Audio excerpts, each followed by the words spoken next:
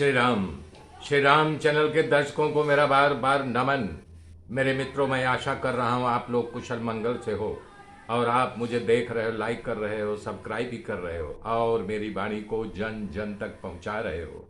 मेरे मित्रों, कल मैंने बताया था कि हनुमान जी सूक्ष्म रूप लेकर के प्रभु श्री राम जी के पास गए हैं, ब्राह्मण का रूप लेकर के।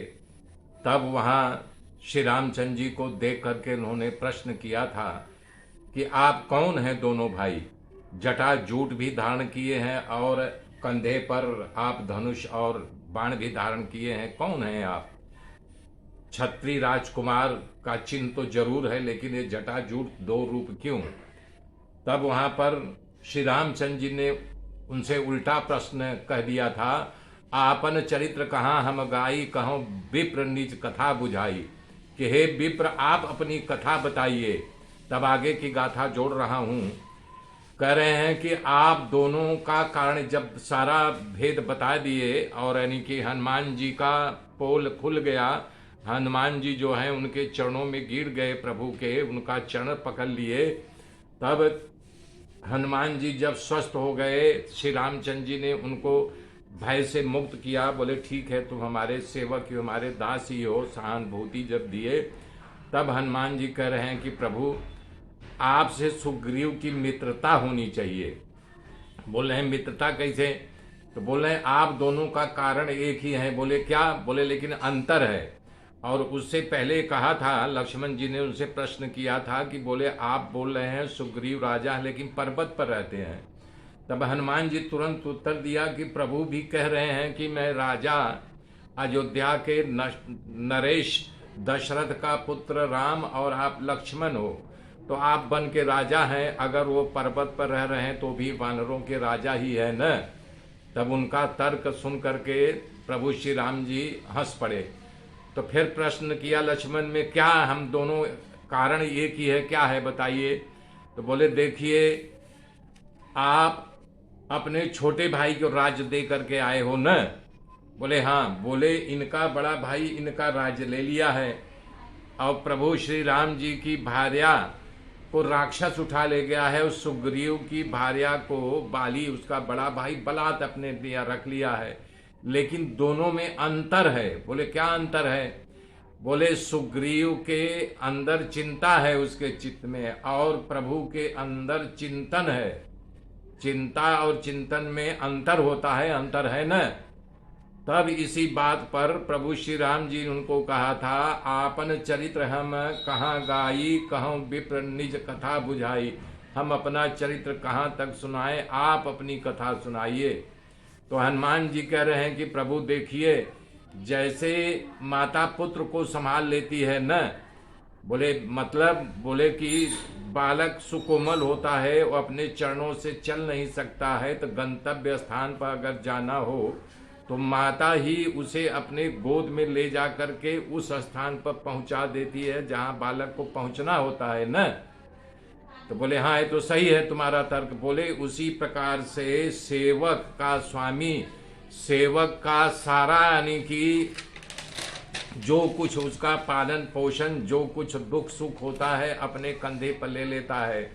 तो श्री रामचंद्र जी फिर से ये बात सीता जी को बता रहे हैं हनुमान जी कि हकीकत में वो दृश्य प्रकट कर दिए। कथा ये कह रही है कि उनका जो है गला भर आया था, गला रुध गया था, आंख में आंसू आ गए थे, बोल नहीं पा रहे थे। तब कहने का तात्पर्य ये है, तुलसी बाबा के ढंग से करें तो उस सेवक का पालन पोषण स्वामी ही करता है न। तो बोले हाँ। तो बोले इसी प्रकार से अब मैं आपके शरण में हूँ, आपके चरणों में गिर पड़ा हूँ, आप मेरी रक्षा कीजिए। तब भगवान ने कहा, हे कपि सुनो, तुम ग्लानि मत करना, तुम लक्ष्मण से भी मुझे प्रिय हो। जबकि कह रहे हैं भगवान मेरे लिए प्रिय अप्रिय कोई नहीं, मैं समदर्शी हूँ।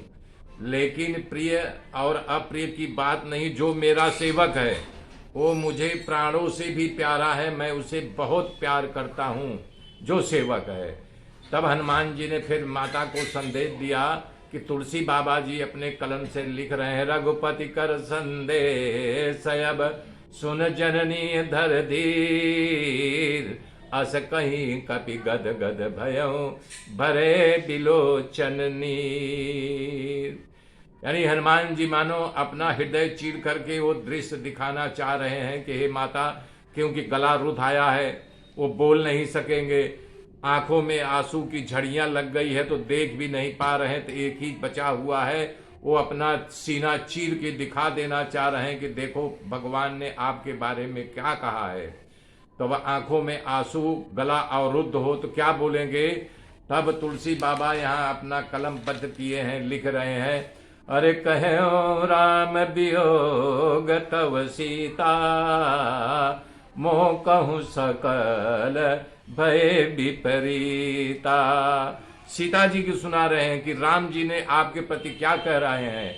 कहे राम वियोग तब सीता, मोह कहूँ सकल भय विपरीता।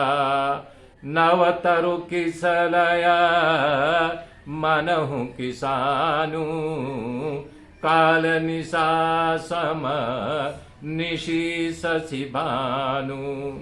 हनुमान जी कह रहे हैं, माता श्री राम जी ने कहा है कि हे सीते, तुम्हारे वियोग में मुझे ऐसा लगता है कि सारी प्रकृति मेरे खिलाफ हो गई है। कह रहे हैं कि वृक्षों के नए नए कोपल पत्ते मुझे जो है अग्नि के समान दिखाई दे रहे हैं, और कह रहे हैं कि चंद्रमा जो है मुझे सूर्य के समान दिखाई दे रहा है, रात्रि काल के समान दिखाई दे रही है।